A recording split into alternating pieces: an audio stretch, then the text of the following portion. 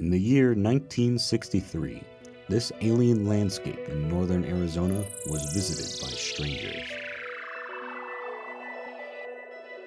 These visitors didn't hail from some distant planet, but from places like Ohio and New Jersey.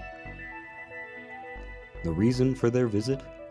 The harsh volcanic terrain and immense meteor impact crater are believed to closely resemble our nearest neighbor, the Moon.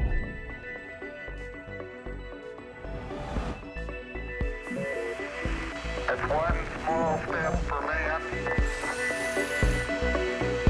one giant leap for man. It is the volcanic rock, cinder cones, and meteor crater that shaped the landscape which drew researchers here all those years ago.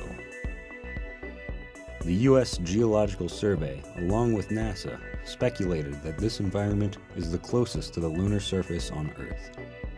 Hundreds of man-made craters of varying sizes were blasted into the cinder fields, and the massive meteor crater was studied extensively.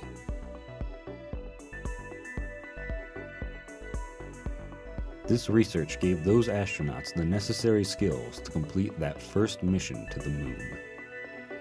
And the meteor crater itself was a huge draw for these scientists, as it provided the most accurate simulations of the lunar experience available on our planet, as well as being fascinating on its own.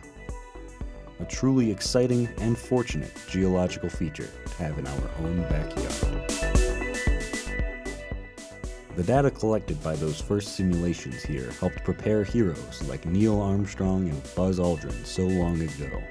But northern Arizona may have even more to yield to us as time goes on. As the decades have grown since those fateful missions to the Moon, we set our sights further, to another neighbor in our solar system. Our focus may have moved to Mars, but that research from almost 60 years ago is still proving invaluable to scientists who are still trying to design, land, and pilot crafts to our neighbors in space.